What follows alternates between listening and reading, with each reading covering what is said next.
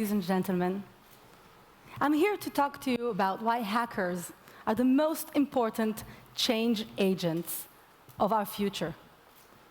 In the 21st century, there are many ways to digitally disrupt an election. For example, you could go after the voter registration information from 39 states across the USA. And then just a few months before the presidential elections, you could try to delete or manipulate that information. Or perhaps you might go after the leading political Democratic Party, and you will try to expose their high-profile business campaign donations and questionable business interests. Or maybe in another part of the world, across the Atlantic, you will try to hack into the elected official parliament to see what lawmakers are thinking and what they are getting ready to do before everybody else knows about it.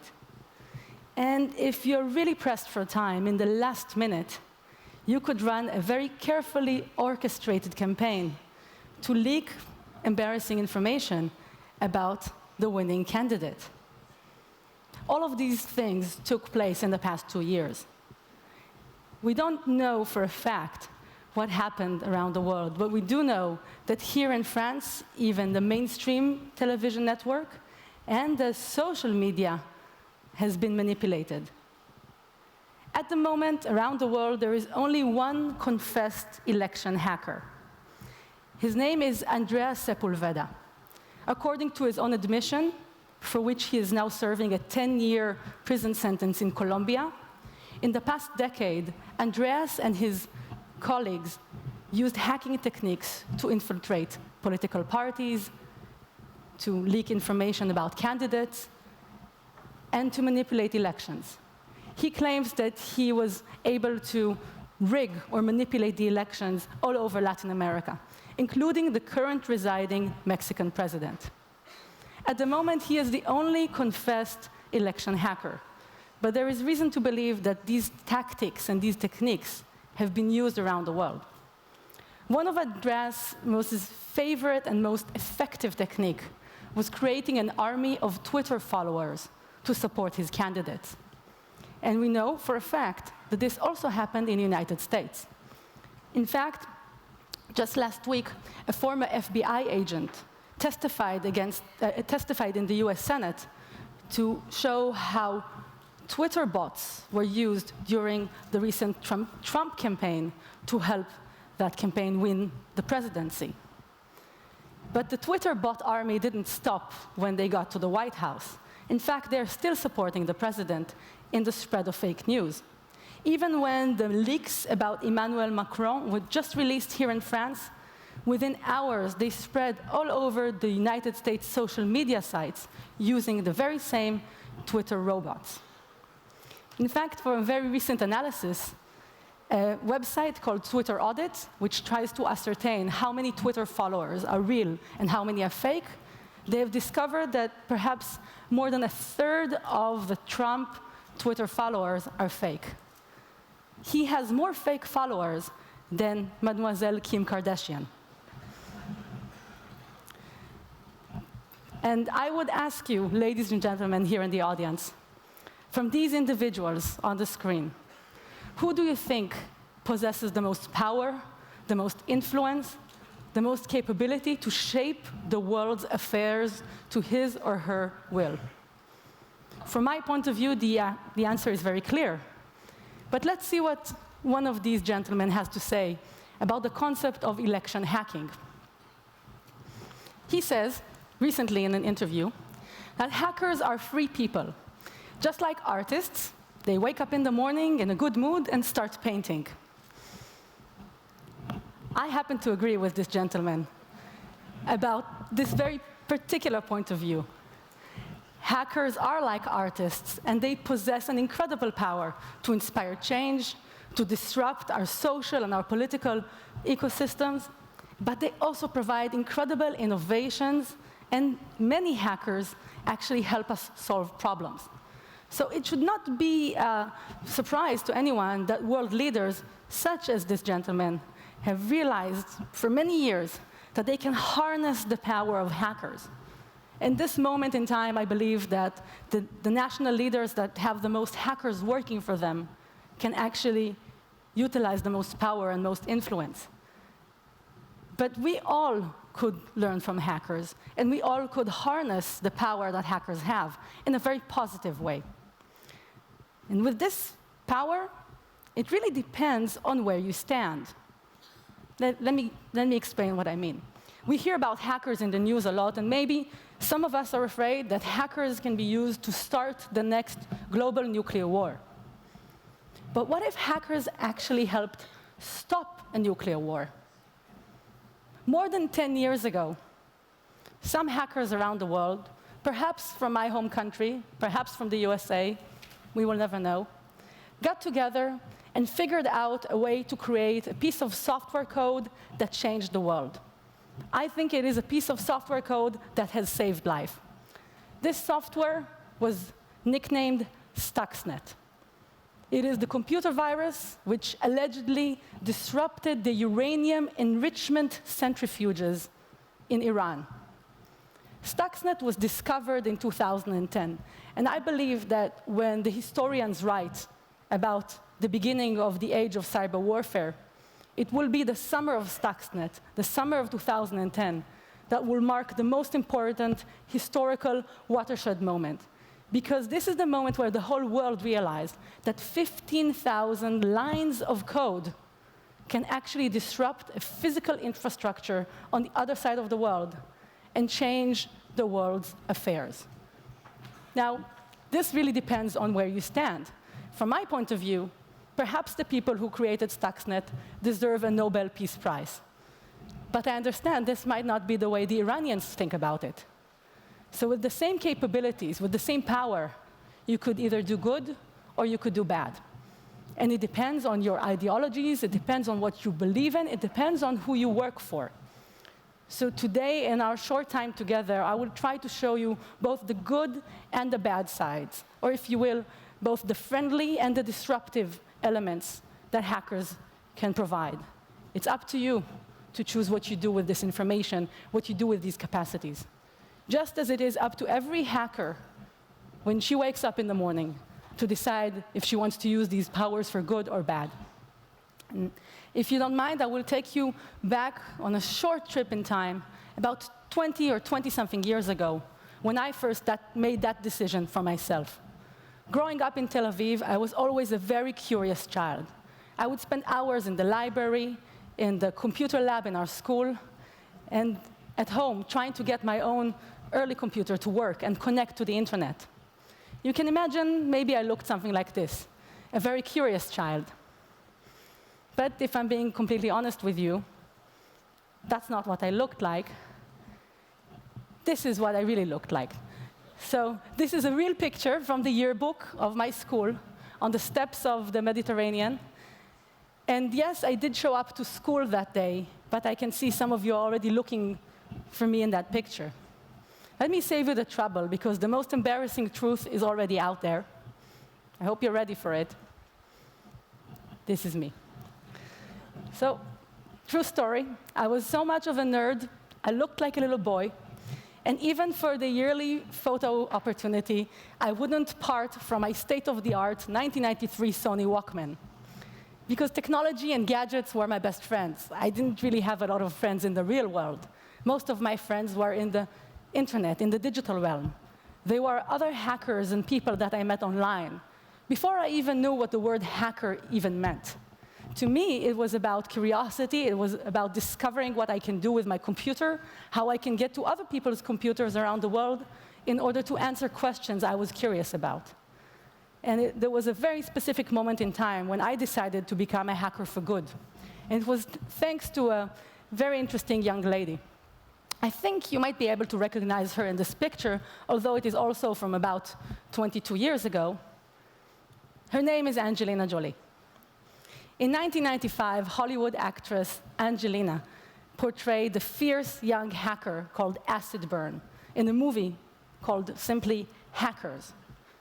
I watched that movie over and over again because it represented everything I believed in, everything that I thought to be right. It was a very romantic vision of hackers. High school kids who showed the FBI what they could do, who took over the traffic light systems in Manhattan, who prevented an ecological catastrophe of an oil tanker that was about to flip over. Hackers who saved the day. High school misfits and nerds, just like me. So it was my decision from that moment on to become a friendly hacker and try to help organizations find problems in the world. And ever since then, I've followed in the footsteps of real-world heroes, not Hollywood stars, but real hackers that have already made all of us here in the room safer.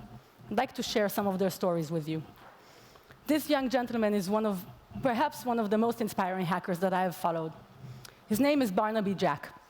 A few years ago, he became famous for hacking ATMs, automated banking machines. But after he demonstrated the capability of hacking ATMs and explained to the companies who make those machines how to solve it, he decided to try and hack into the human body by focusing his attention and research on the hacking of medical devices that are embedded within people's bodies, like this insulin pump. Barnaby Jack discovered that using a radio antenna and the correct signals, he was able to remotely hack an insulin pump, like this device right here, and tell it to drop all of the remaining insulin into the patient's bloodstream. Of course, this sounds lethal, very dangerous, but he never hurt a fly.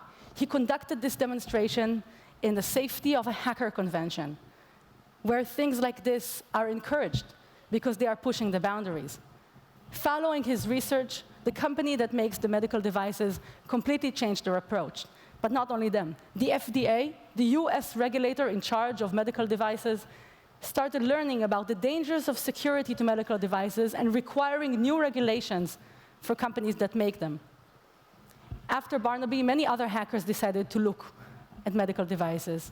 And of course, insulin pumps are just the beginning. The next step, pacemakers, implantable cardiac defibrillators. If you heard about in the news or perhaps saw a Hollywood TV show depicting the possibility of using a pacemaker for remote assassinations, this is actually based on some of the research work done by Barnaby and his friends. But they have never assassinated anybody.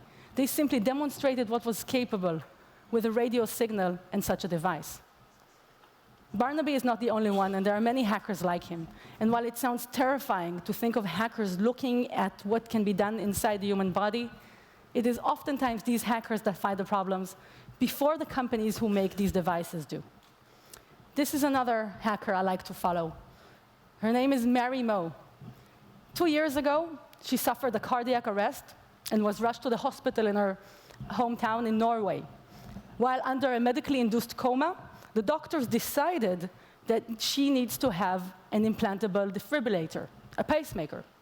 She was not part of the decision. It was simply installed into her body. When she woke up, she said she realized that her body was now connected, her heart was now wired into a medical Internet of Things, and that this was done without her consent or without asking her what are the issues. She also happens to be a cybersecurity researcher and a professor. So now she leads a lab in Norway of researchers looking at the security of medical devices. And she's actively asking hackers to go ahead and break her heart. And she is inviting the users of medical devices to send their past devices, the ones they don't use anymore, to send them to the lab so that they can conduct trials and experiments on them. Mary is connected, like me, with another hacker. This guy is called Jay Radcliffe, and he happens to be a diabetic patient himself. Last year, he discovered a vulnerability in an insulin pump manufactured by Johnson & Johnson. Thanks to the work of friendly hackers like Jay and Mary, Johnson & Johnson was able to find the problem, fix it, and notify the FDA with their approval without anybody getting hit in the process. This is pretty unique in the medical device world. Usually when a device gets fixed, it is only after a catastrophic event happens or a failure in a clinical test. Mary and Jay, like myself, are members of a group called I Am the Cavalry. This is a friendly group of hackers and security researchers that decided to focus our energies and our research on things that matter for human lives, like medical devices and like cars. So one of the cavalry members is a car hacker who also wrote a book called The Car Hacker's Handbook, where he explains to other interested security researchers how to conduct a penetration test, that is a risk assessment for a car. And if you'd like to learn more, Craig leads a group of car hackers called Open Garages, where he calls for the open collaboration between people who are interested to know what's in the engine and what's in the software of the cars in their garages. Other hackers, Chris and Charlie, demonstrated 2 years ago how they are able to remotely take over a Jeep Cherokee 2015. They conducted this demonstration to a journalist from Wired, and I'll try to show you what happened. You can see in this picture that Charlie is actually back there in the side mirror. He is the one controlling the car in the video you're about to see. So while Andy thinks he's driving, actually it is Charlie and Chris. And they're not only steering the wheel, they're also locking the car remotely. They can change the speed if they want. They can make the brakes completely unusable. And eventually, they can take the car over to the side of the road without the wish of the driver. When Chris and Charlie conducted this demonstration, they also notified Fiat Chrysler, the company that makes these cars. In order to fix the problem, Fiat Chrysler decided on a 1.4 million vehicle recall in the United States. When the cars were recalled, when they brought into the garage, the fix, the solution to the problem, a software update to the vehicle. So in the next few years, we will all need software updates to the medical devices in our bodies and to the cars. And we will all have to become the CTOs of our own body, our garage, or perhaps even our homes.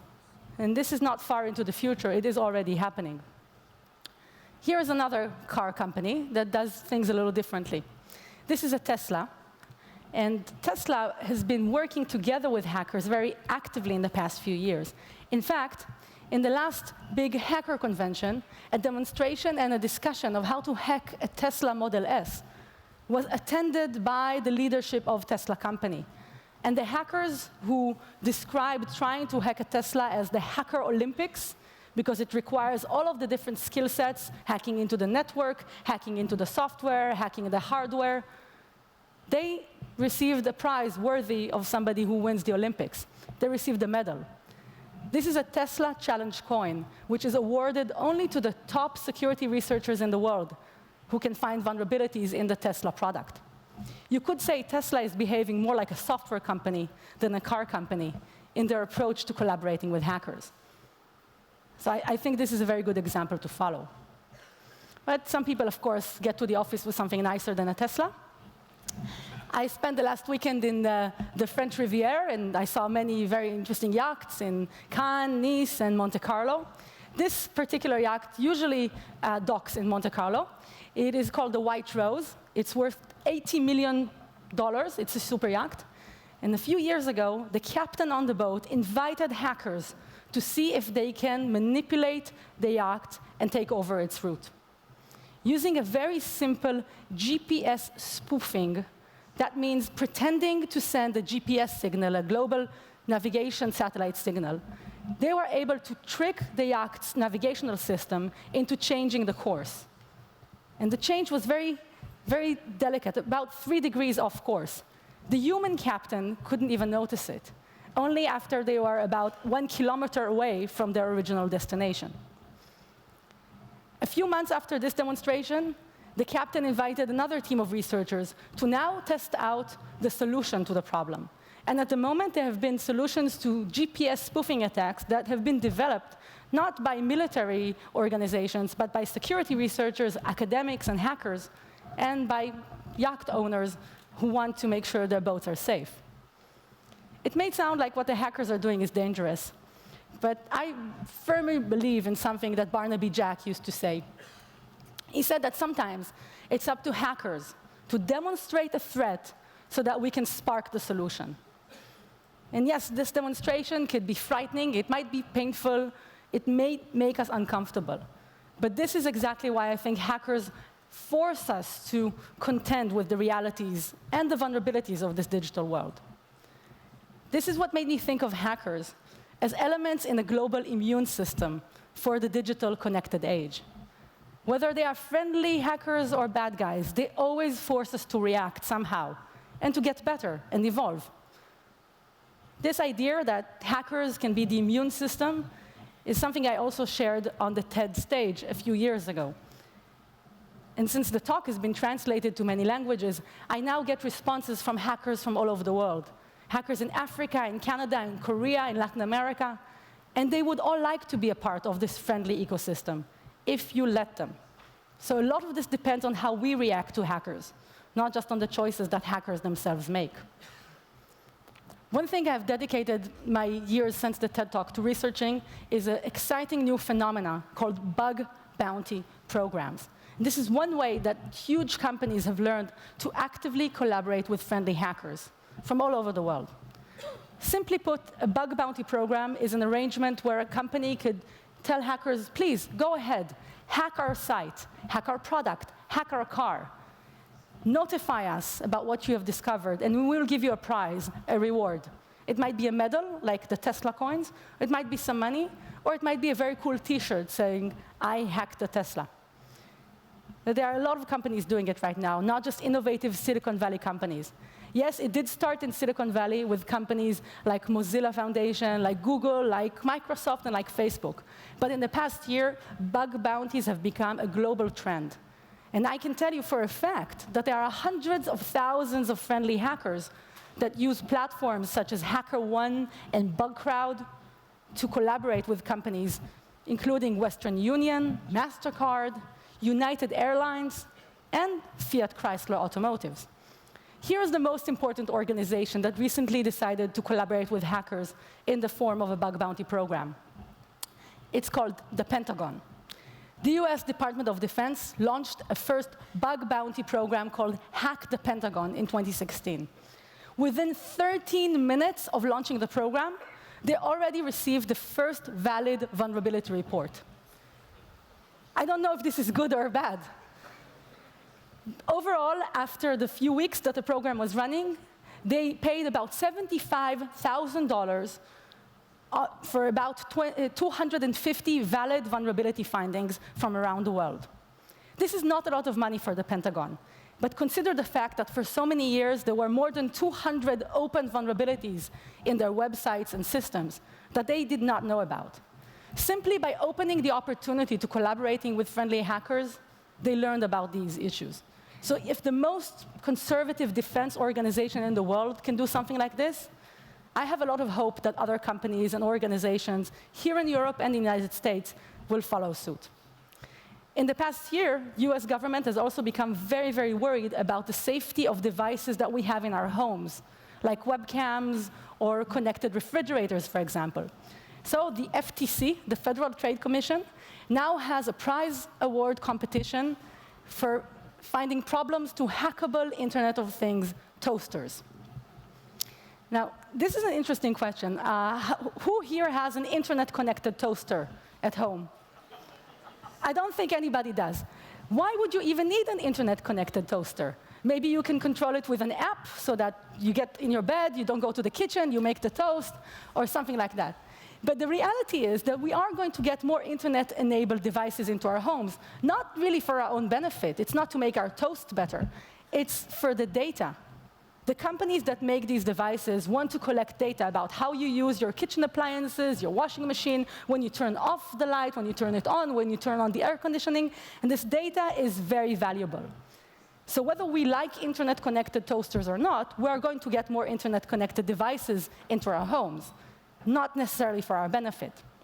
In the past years, hackers have figured out new, exciting, and very innovative ways to utilize these home devices against us. One of my fellow hackers, a young gentleman called Achillean, that's his nickname anyway, I think his mom calls him John, he created this map of the internet. He likes to call himself an internet cartographer. And this map is with a tool called Shodan, like the black belt in karate. Shodan is a search engine that lets you discover any internet-connected device, whether it's a webcam, a toaster, a refrigerator, or in some cases, a wind turbine, as John has discovered. But of course, criminals have learned to use this tool as well. And so in the past years, they have used this tool to get into people's homes and even to hack into connected web cameras. An Israeli security research company discovered that an entire network of web cameras in their backyard was being hacked by criminals. But the criminals didn't care about what was going on in the backyard. They did not hack the cameras to look on them or to spy on them. It was not very interesting. They hacked into the cameras so that they can use these hacked cameras to hack into other people's computers and devices. Because connected cameras have a high broadband internet connectivity, they use a vulnerable operating system, and oftentimes a default username and password combination, even the ones that you have at home. In the past October of 2016, a massive botnet, a network of infected devices nicknamed Mirai, took over the world and actually caused internet outages in the US and in Europe. It took down the websites of Spotify, PayPal, the New York Times, and other major websites. The botnet Mirai was supercharged by thousands of hacked home devices, like webcams, like your digital video recorder that you use to catch the next episode of Downton Abbey, like your refrigerator, perhaps. It was not used to spy against you, it was used to hack other people's devices. And a lot of the times, this was the reason. A simple username and password combination. Not just for one device, but for thousands. And not because people created this, because the companies who made these devices created these default usernames and passwords. So who's the real criminal here? We can think about that. But criminals in the past year have come up with another very lucrative way to make money. This is called ransomware. And who here in the room has had to deal with ransomware in their company, their organization, their home? I see a few of you. Yes, there's a reason that the ransomware epidemic is so popular. Because when criminals encrypt your files and require a small payment in Bitcoin to get your information back, most of us will pay because we want our data.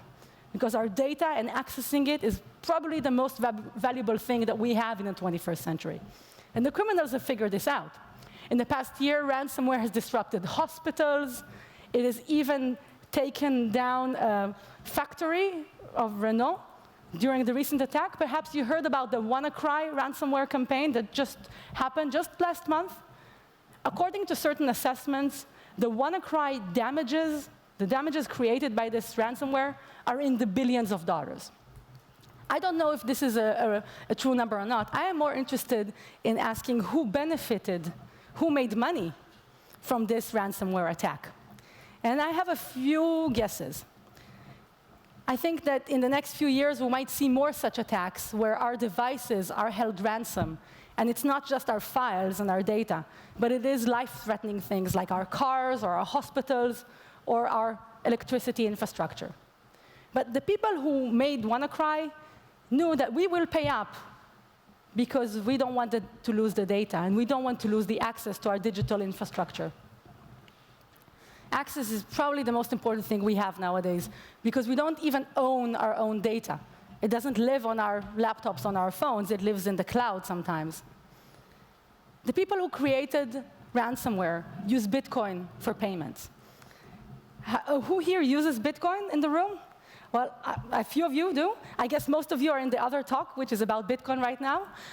So who can tell me what was the value of Bitcoin to US dollar about a month and a half ago? Let's say just before the Wannacry ransomware campaign. What was the value of the Bitcoin to US dollars?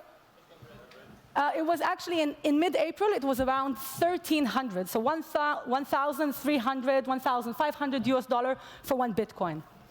Following the week after the ransomware campaign, and as of the past week, the value of Bitcoin to dollar is nearly doubled. It's 2,600 US dollar to Bitcoin. So whoever is behind Wannacry maybe made more money just from the rising value of Bitcoin than from people actually paying the ransom to get their files back. Criminals are very clever, and sometimes the way they make money is not obvious. So we have to look behind the scenes and beyond the news to understand what's going on. And here's another interesting aspect about Wannacry.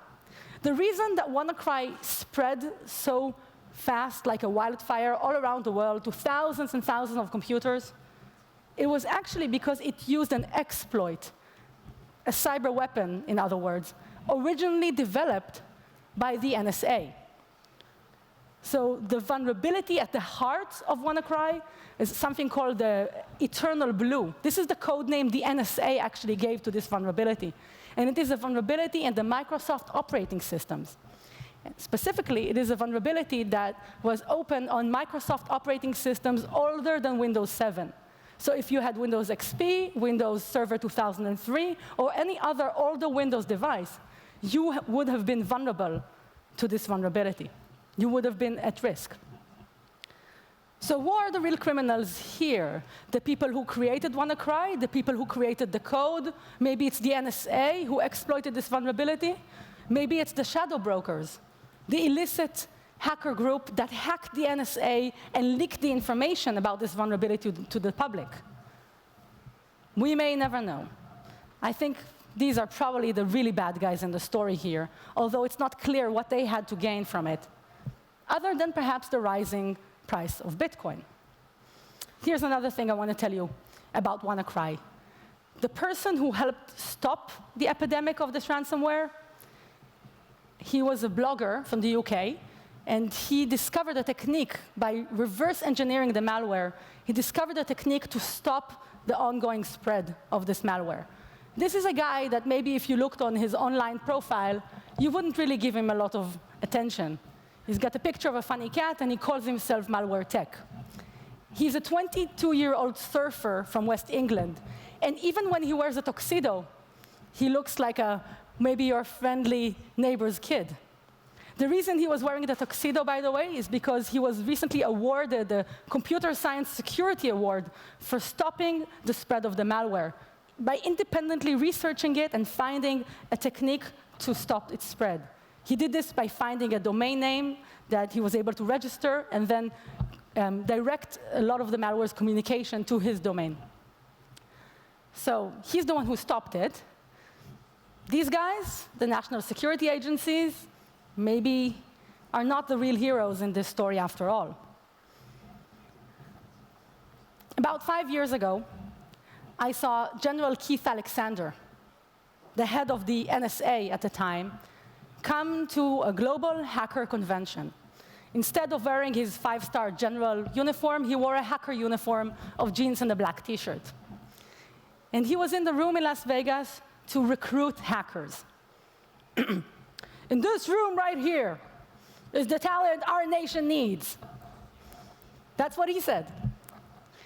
My fellow hackers in the back row said, then stop arresting us, and then we can have a conversation. But he's not wrong. It is the talent that the United States needs, and it's the talent that we all need. Here are some of the people that I meet at DefCon. These are 15 kids who come to DefCon, the world's largest convention of hackers, because they want to become the next generation of cyber defenders and cyber warriors. And they come from all walks of life. And there are at least 30 parents out there who think that bringing their kids to DefCon is a good idea. So I think that's a really, really good thing, actually. The Girl Scouts of America have recently announced that they are going to start a cybersecurity program for the Girl Scouts. Girl Scouts will earn badges, merits of honor, for accomplishing cybersecurity courses from the ages of the kindergarten until the 12th class. This is very, very positive developments. Not all hackers are bad. This is a very fierce lady I met in Las Vegas. She's a professional poker player. She's also a hacker. And she wanted to help get more ladies into the world of cybersecurity. But when she was looking online for books on the subject, this is all she could find. She was not very happy with this, so she asked me and several other ladies to collaborate on a book, which is called Women in Tech, A Practical Guide. And we've launched this as a Kickstarter campaign, and it was later picked up by traditional publisher Penguin Random House. It's now available on Amazon. I'm very proud to have participated in this book because it brings the points of view of women from all around the world and all walks of life to help get more women into our ecosystem of cybersecurity and technology. But it doesn't end there. I want to tell you about another person or another entity I met at DefCon. Last year at DefCon, there were 7 hacking teams competing for a grand prize of $2 million. The hacking teams were not human. They were machines. These are the 7 machines that competed against each other in a competition to find the most software vulnerabilities and exploit them. Yes, the machines were created by humans, but the competition was completely run by the machines against the machines. This is the winner. This is the first non-human hacking competition winner in the world. It is a supercomputer called Mayhem. It was designed by a team of researchers from Carnegie Mellon University. And if you are planning your next trip to the United States, it is now in the Smithsonian Science Museum. Because this marks, in my opinion, the next step in the evolution of humans and machines when it comes to cybersecurity. After graduating from the competition against machines, Mayhem went on to compete against human hackers. In the summer of 2016, Mayhem did not win against humans in a hacking competition. But I believe that in 2017, 2018, or pretty soon, we will also see a breakthrough in that space. This could be frightening or it could be exhilarating, depending on your point of view. One thing hackers have always been very good at is outsmarting machines. So even for our future, even as it becomes more automated, even as we have artificial intelligence systems, I personally believe we will still need hacker humans. I think that's not a job that's going to go away. So it's a good investment for your future as well, if you're interested in another field or line of work. I know hackers look scary. Our hair is funny, we wear black t-shirts, we listen to heavy metal bands. So what? That doesn't mean we're the bad guys. There are so many friendly hackers out there, and if you reach out to them, if you hire them, if you start to think like them and work with them, you will discover the benefits for yourself. My most important wake-up call for you all this morning is that cybersecurity is no longer about protecting your email password or your credit card number. These are things that are very easy to replace. Cybersecurity is about protecting our way of life. It's about the digital elections, it's about our cars, it's about medical devices, it's about the artificial intelligence and the big data that will rule our world, not about our personal secrets and wishes and text messages. As much as we think that these are important to us and confidential, most of us don't really have any more secrets left. So with that in mind, I want to give you a few ideas, things that you can start doing right now to make yourself safer, before I will go to take some questions. The first thing that I would like you all to do is to please stop recycling. I know that doesn't sound like an eco-friendly message, but at the moment, the most popular form of recycling is password recycling. That's not a good thing. The reason I know that most people use the same passwords all the time is because in the past few years, we have had so many data breaches. There is now a website that aggregates all of the information from all of these billions and billions of data records. The website is called haveibeenpwned.com. Pwned is a hacker slang for have I been owned or taken over. And you can actually Google your name or look into this website, put in your email address, and see if your particular data record has been impacted. Now, of course, none of you use the terrible websites like Ashley Medicine or the Bitcoin forums or Friend Finder or things like that. But I guess some of you use Dropbox and LinkedIn. Now, if you use the same password for Dropbox and LinkedIn as for your Ashley Medicine account or for your business accounts, or maybe you didn't, but your colleague has, you're in big problem. The first thing a malicious hacker does, because malicious hackers are lazy, he will look for these passwords and he will try to reuse them and reuse them. So please, please stop password recycling. The second thing I want to encourage you to do is to share information about security incidents when they happen in your organization or your home. Because the only way to get better is through an ecosystem approach. This is much like a public health issue. If you are infected with a virus and you don't get the vaccination, then you are putting other people at risk. So information sharing is one way to do that. I know it's difficult. The next thing I would like you to do is even harder. If you consider that, let's say you want to have a Kit Kat snack in the next break, you can look at the back of the snack and see all of the ingredients in the snack. If you are allergic to nuts, you won't eat it. if there is some problem with it, you won't eat it. You know when it was made, you know when it's going to expire. At the moment, for software that's controlling all of our lives, we don't have these ingredients lists. There's no way to know what's in the software. And the minute there is a new vulnerability or a new problem in one key software element, there's no way to do a product recall and get all of those faulty codes back or out of your system. So this is a big question for the people in the room. I know there are CEOs of technology companies. If you are writing code, consider using software ingredient lists for your code. Finally, a very wise man once said that there is no better disinfectant than the light of day, and that sunshine can be the best cure to many social and political problems. I think the same thing. I believe in that. And so I encourage you to think, it's not that information wants to be free. It's us. And the future of cybersecurity relies on us realizing this. Better now than later. Thank you.